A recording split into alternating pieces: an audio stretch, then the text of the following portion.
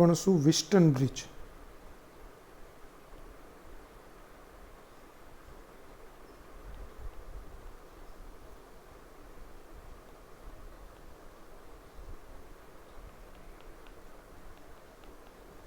તો વિસ્ટન બ્રિજ એક અવરોધોનો બ્રિજ પરિપથ છે.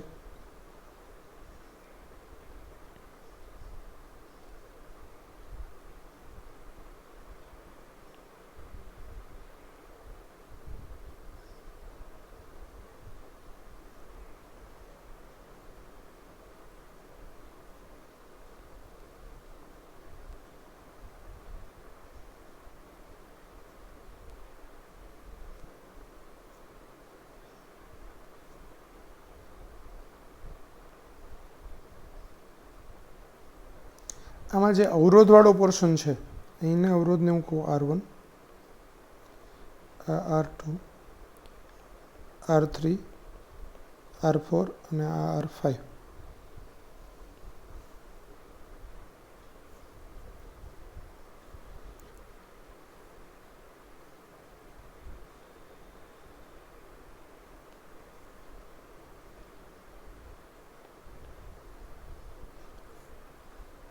જો R1 ના છેદમાં R2 બરાબર R3 ના છેદમાં R4 હોય તો બ્રિજ સમતોલનમાં છે.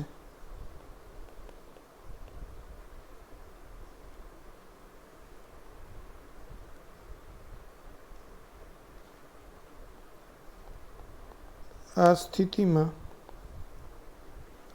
અને હું C અને આને D કહું તો VC બરાબર VD થાય તથા R5 માંથી વહેતો પ્રવાહ શૂન્ય થાય.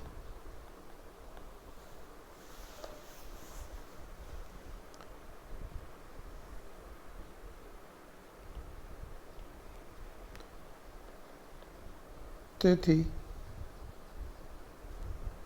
A અને B વચ્ચેનો સમતુલ્ય અવરોધ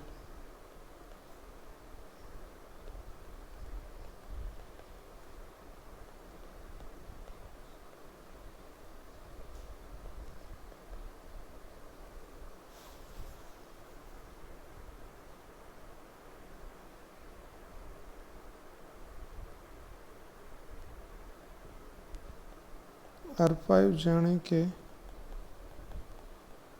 પરિપથમાં છે જ નહીં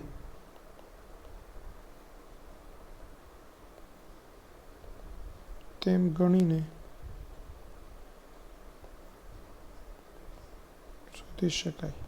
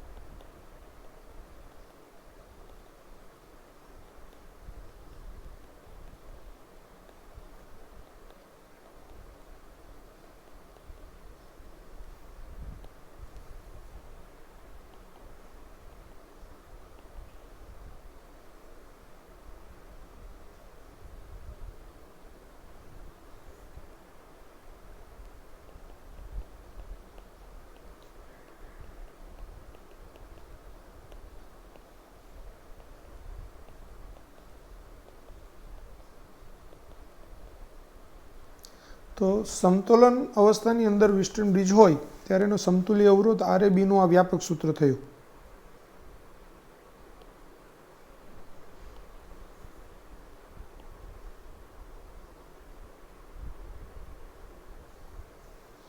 RAB એટલે R1 પ્લસ R2 બીજા બ્રેકેટમાં R3 પ્લસ R4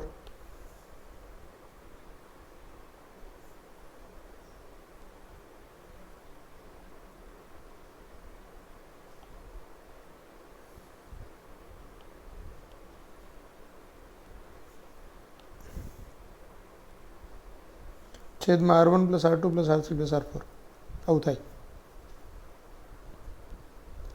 આનો બીજો સ્પેશિયલ કેસ,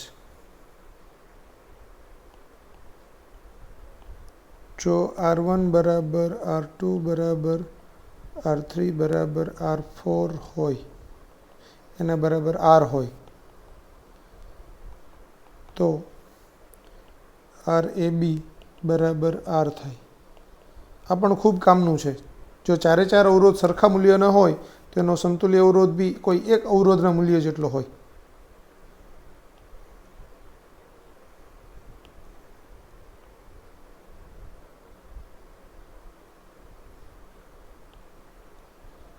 પહેલાં આટલું લખી કાઢો.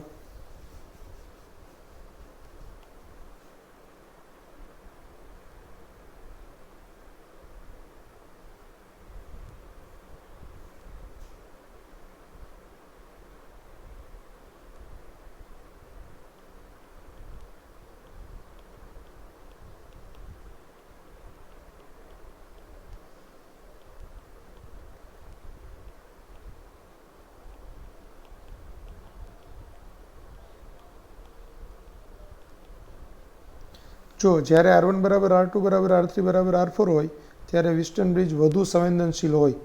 એટલે એવો કંઈ ક્વેશ્ચન હોય તો ચારે ચાર અવરોધ સરખા હોય ત્યારે વિસ્ટર્ન બ્રિજની સંવેદનશીલતા સૌથી વધુ હોય. આ બી એક યાદ રાખવા તરીકેના મુદ્દા તરીકે લઈ શકાય.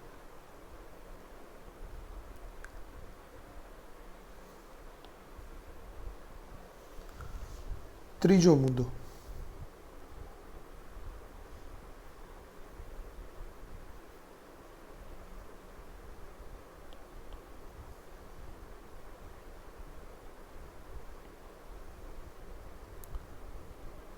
જો R3 is greater than R2 R4 છેદમાં R1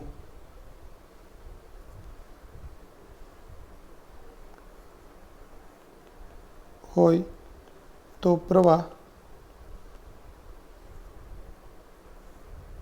C થી D તરફ વહે. ખાસ યાદ રાખો, R3ની કિંમત એ આ R2 અને R4નો ગુણાકાર છેદમાં R1 કરતાં મોટી હોય, R3 is greater than R2 R4 upon R1 હોય તો વિદ્યુત પ્રવાહ C થી D તરફ આમ વહે. બરાબર. અને જો R3ની કિંમત નાની હોય R2 R4 અપોન R1 થી તો પ્રવાહ આમ વહે.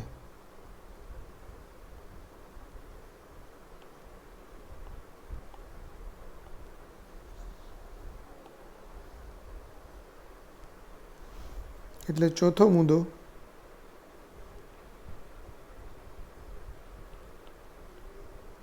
જો R3 is less than R2 R4 upon R1 હોય તો પ્રવાહ D થી C તરફ વહે.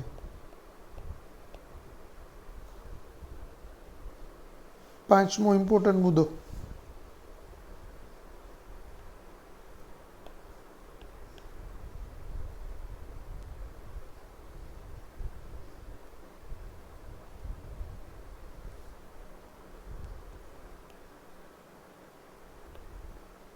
જો વિસ્ટર્ન બ્રિજ સમતોલનમાં ન હોય,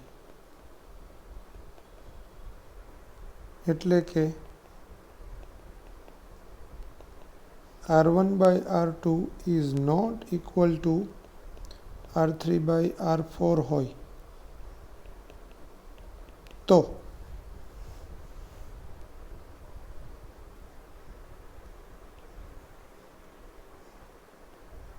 RAB equal to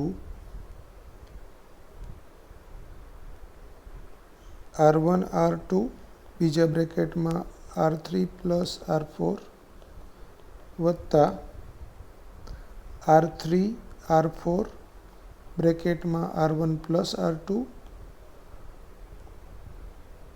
વત્તા R5 એટલે વચ્ચેવાળો અવરોધ બ્રેકેટમાં R1 પ્લસ R2 બીજા બ્રેકેટમાં R3 પ્લસ R4 આખાના છેદમાં R5 બ્રેકેટમાં R1 plus R2 plus R3 plus R4 વત્તા R1 પ્લસ R2 બીજા બ્રેકેટમાં R3 પ્લસ R4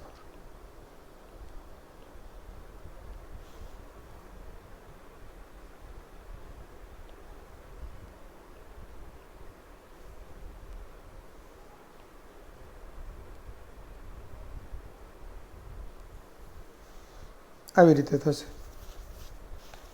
તો આ બી ખૂબ ઇમ્પોર્ટન્ટ છે.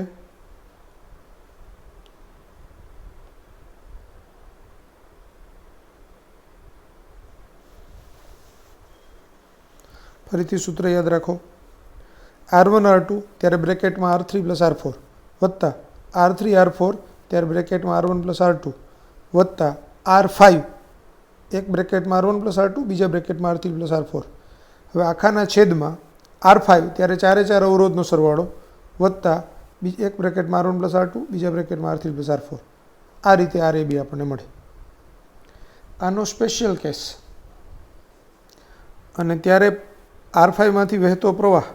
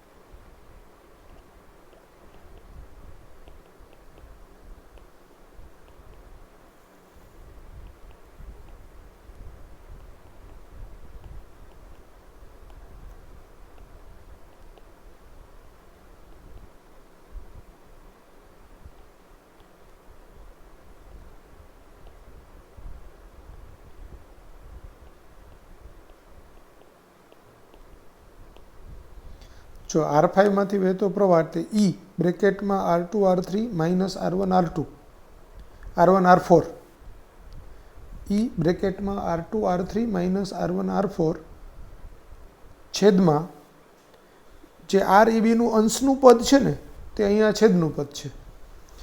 એટલે જરા ફેરવીને લખ્યું છે પણ RAB નું અંશનું પદ એ જારમાં છેદનું પદ છે. R5 એક બ્રેકેટમાં R1 પ્લસ R2 બીજા બ્રેકેટમાં R3 પ્લસ R4 વત્તા R1 R2 બ્રેકેટમાં R3 plus R4 વત્તા R3 R4 બ્રેકેટમાં R1 plus R2.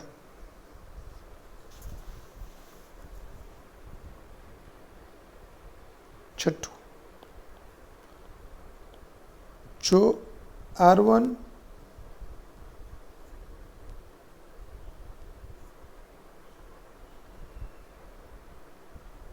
R3 બરાબર R1 sorry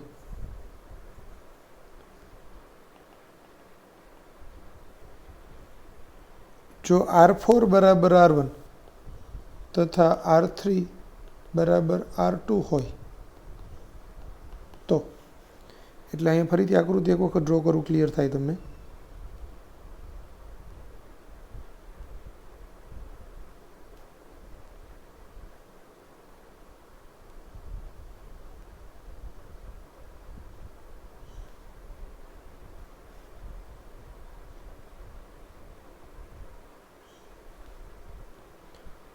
R1 R1 R2 R2 R5 ए ने बी। तो अहींया B R1/R2 is not equal to R2/R1 એટલે આ બી સમતોલનમાં તો નથી જ, બરાબર. અહીં R1/R2 is not equal to R2/R1, તેથી વિસ્ટન બ્રિજ સમતોલનમાં નથી.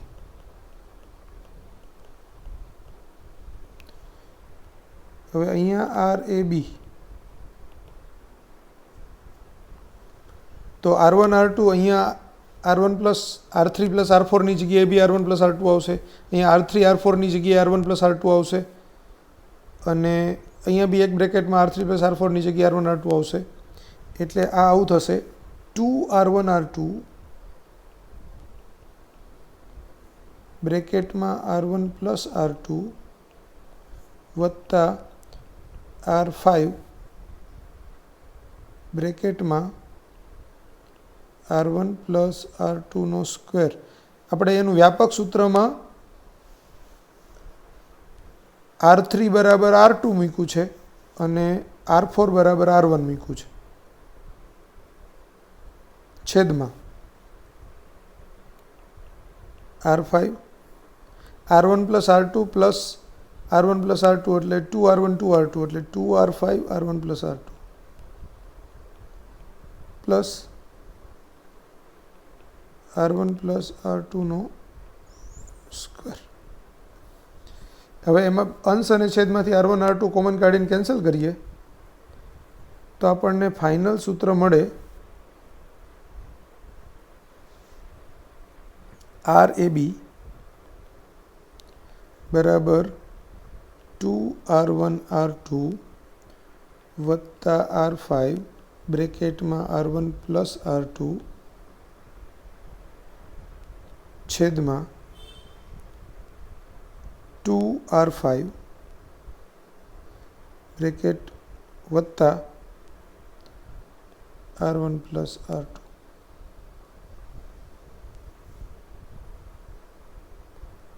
આ આપણું ફાઇનલ સૂત્ર થાય.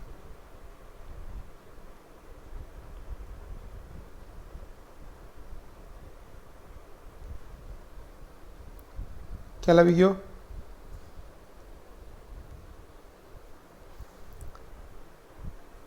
તો બધા જ સૂત્રો યાદ રાખવાના છે જેટલા મેં તમને સ્ક્વેરની અંદર કરેલા છે ને તે બધા.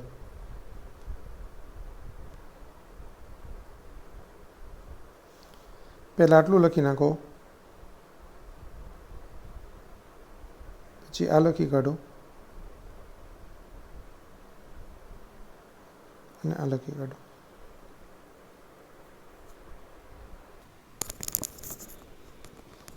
હવે આપણે પોટેન્શિયોમીટરનો અભ્યાસ કરીએ.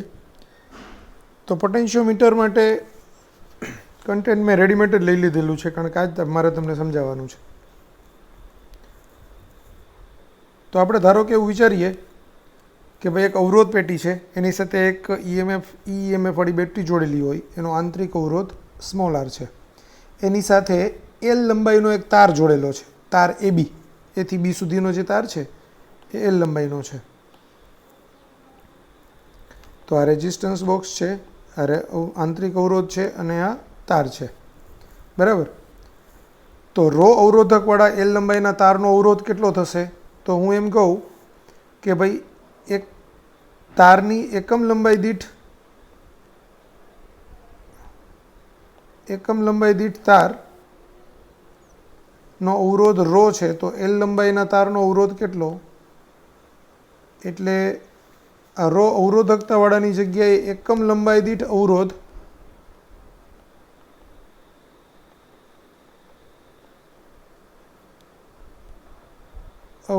રો છે,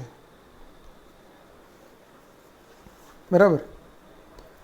તો L લંબાઈના તારનો અવરોધ L રો થાય. રેઝિસ્ટન્સ બોક્સમાંથી કાઢેલો અવરોધ કેપિટલ R છે, બેટરીનું EMF E છે અને આંતરિક અવરોધ સ્મોલ r છે. તો પરિપથમાંથી વહેતો પ્રવાહ I એટલે એનું કુલ EMF છેદમાં કુલ અવરોધ. તો કુલ અવરોધ 3 છે, એક L રો, એક R અને એક સ્મોલ r. એ ત્રણેયનું શ્રેણી જોડાણ છે, એટલે કુલ પ્રવાહ થશે એલ row plus R plus mall R, બરાબર.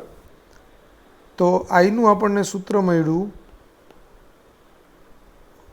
ઈ બરાબર આઈ બરાબર E upon L row plus R plus mall R. આ સૂત્ર ખૂબ કામનું છે પોટેન્શિયોમીટર માટે. હવે વિદ્યુત સ્થિતિમાન પ્રચલન સિગ્મા એટલે એ આઈ રો થશે. તો E rho upon L row plus R plus mall R. પ્રચલન એટલે શું? તો એકમ લંબાઈના તારના બે છેડા વચ્ચેના વિદ્યુત સ્થિતિમાનના તફાવતને વિદ્યુત સ્થિતિમાન પ્રચલન કહેવાય. એટલે એકમ લંબાઈ દીઠ તારના બે છેડા વચ્ચેનો અવરોધ આઈ બરાબર પોટેન્શિયલ ડિફરન્સ એટલે આઈ ઇન્ટુ એકમ લંબાઈ દીઠ તારના અવરોધ શું છે? રો છે. એટલે એ આઈ રો થાય. સિગ્મા બરાબર આઈ રો. સિગ્મા છે એને વીએલ બાય એલ પણ કહેવાય કે એલ લંબાઈના બે છેડા વચ્ચેનો પોટેન્શિયલ ડિફરન્સ વીએલ હોય તો એકમ લંબાઈના તારના બે છેડા વચ્ચેનો પોટેન્શિયલ ડિફરન્સ એટલે વીએલ ઇન્ટુ 1 અપોન એલ એટલે કે વીએલ બાય એલ. તો એને સિગ્મા કહેવાય. અને સિગ્માનું મૂલ્ય આઈ ઇન્ટુ રો, જ્યાં રો છે એ એકમ લંબાઈના તારનો અવરોધ છે અને આઈની કિંમત E upon L row plus R plus mall R થાય. એવી રીતે આપણે લખી શકીએ. હવે એ અને સી વચ્ચેનો પોટેન્શિયલ ડિફરન્સ એટલે વિદ્યુત સ્થિતિમાન પ્રચલન ગુણાકારમાં લંબાઈ. તો વીએલ બરાબર સિગ્મા ઇન્ટુ એલ, સિગ્માની કિંમત આઈ રો ઇન્ટુ એલ, આઈની કિંમત E upon L row plus R plus mall R એટલે વીએલ બરાબર E rho L upon L row plus R plus mall R. તો VL is proportional to L. તો આ સૂત્ર પણ ખૂબ કામનું છે અને એક આ સિગ્માનું સૂત્ર કામનું છે અને એના બરાબર વીએલ બાય એલ.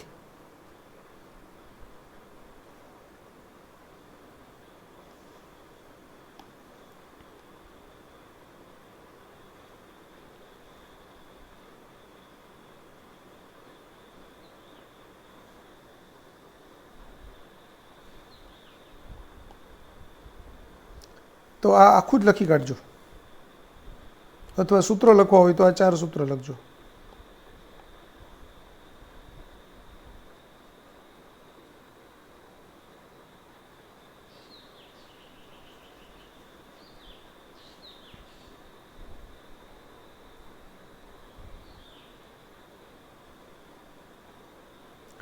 હવે પોટેન્શિયોમીટરની મદદથી બે વિદ્યુત કોષોના ઈએમએફની સરખામણી. તો પોટેન્શિયોમીટરની મદદથી આપણે ઈએમએફની સરખામણી કરવી હોય તો પહેલાં તો આપણને ખબર છે ઓપન સર્કિટ કન્ડિશન એટલે શું પહેલાંથી સમજાવી દઉં. E is equal to V is equal to E minus IR થાય. પણ જ્યારે પરિપથમાંથી વહેતો પ્રવાહ શૂન્ય હોય ત્યારે એને ઓપન સર્કિટ કન્ડિશન કહેવાય. એટલે કે એવી સંજોગોમાં વી બરાબર ઈ થાય. તો જ્યારે હું કોઈ એક કોષ લઉં E1 EMF વાળો, એ કોષને આવી રીતે હું જોઈન્ટ કરું અહીંયા અને એની જોકીને અહીંયા જોઈન્ટ કરું અને પછી એની તટસ્થ લંબાઈ મને L1 મળે. જ્યારે મને તટસ્થ લંબાઈ L1 મળશે ને ત્યારે ગેલ્વેનોમીટરનું રીડિંગ શૂન્ય થશે. ગેલ્વેનોમીટરનું રીડિંગ શૂન્ય થાય છે એનો મતલબ એવો થાય કે ગેલ્વેનોમીટરમાંથી કોઈ પ્રવાહ વહેતો નથી. ગેલ્વેનોમીટરમાંથી કોઈ પ્રવાહ વહેતો નથી એટલે બેટરીના બે છેડા વચ્ચેનો પોટેન્શિયલ ડિફરન્સ એ E1 બરાબર V1 જેટલું છે. એટલે એ અને સી વચ્ચેના બે છેડા વચ્ચેનો પોટેન્શિયલ ડિફરન્સ એ પણ બેટરીના EMF E1 જેટલો છે. તો V1 એટલે શું થાય? Sigma into L1. એટલે આપણે એમ કહી શકાય કે E1 બરાબર સિગ્મા ઇન્ટુ L1. એવી જ રીતે E2 બરાબર સિગ્મા ઇન્ટુ L2 થાય. સેમ રીતે બેનો ગુણોત્તર લઉં તો E1 બાય E2 બરાબર L1 બાય L2.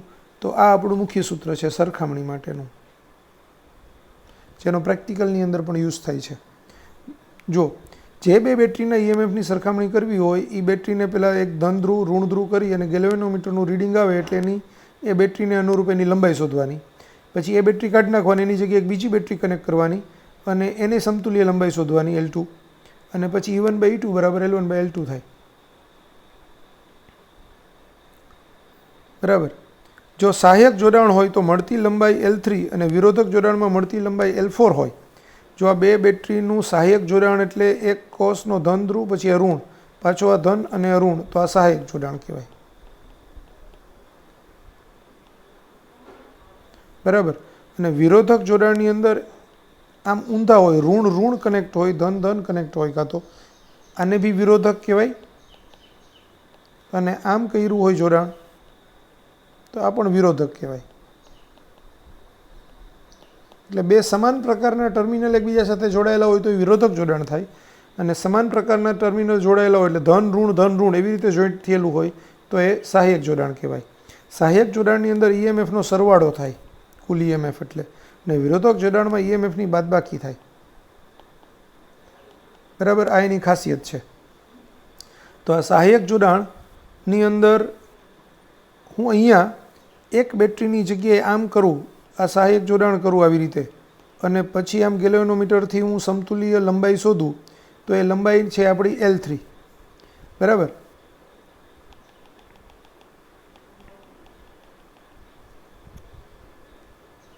તો E1 + E2 બરાબર સિગ્મા L3 થાય અને E1 - E2 બરાબર સિગ્મા L4 થાય વિરોધક જોડાણ માટે.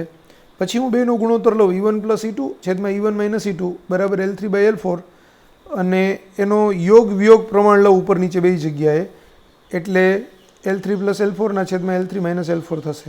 એટલે આ સૂત્ર છે એ આપણા માટે કામનું છે.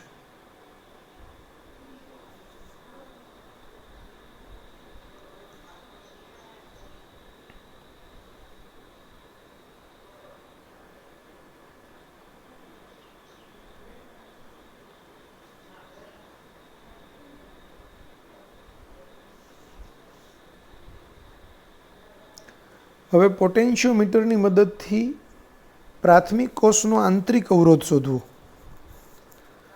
તો આંતરિક અવરોધ કેવી રીતે શોધશું? તો પ્રારંભમાં ગૌણ પરિપથમાં K' ખુલ્લી રાખીને તટસ્થ બિંદુ L1 મેળવો. એટલે આ કળ આપણે ખુલ્લી રાખવાની. બરાબર. અને ત્યારે જે તટસ્થ બળ મળે, એટલે આપણે કેપિટલ R ને પરિપથમાં જોઈન્ટ નથી કર્યું, ત્યારે આપણને તટસ્થ બિંદુ L1 મળે છે. તો આ પરિપથમાં જોઈન્ટ કરેલું જ નથી આપણે, આ આખું કેન્સલ છે, એટલે પરિપથ છે એ ખાલી આટલો જ છે અહીંથી આમ. બરાબર. તો ત્યારે ટૂંકમાં પરિપથમાં બેટરી છે એ જોડાયેલી છે. તો એવા સંજોગોની અંદર આપણને E બરાબર સિગ્મા L1 મળશે. પછી K' ને હું બંધ કરું ત્યારે V બરાબર સિગ્મા L2 મળશે, કારણ કે ત્યારે આરને હું પરિપથમાં જોડીશ એટલે એમાંથી પ્રવાહ વહેશે એટલે એના બે છેડા વચ્ચેનો પોટેન્શિયલ ડિફરન્સ બદલાશે. બરાબર. હવે આંતરિક અવરોધનું સૂત્ર R બરાબર E/V -1/R ઇન્ટુ R. તો Eની કિંમત sigma L1 sigma L2 -1 into R. તો R બરાબર L1/L2 -1 ઇન્ટુ R થાય, અથવા તો L1 - L2/L2 ઇન્ટુ R થાય. એટલે આપણે સૂત્ર તરીકે યાદ રાખશું ને, તે યાદ રાખશું, R બરાબર L1 ના છેદમાં L2 -1 ઇન્ટુ R. L1 એટલે કળ K' ખુલ્લી હોય ત્યારે તટસ્થ લંબાઈ, અને L2 એટલે કળ K' બંધ હોય ત્યારે તટસ્થ લંબાઈ.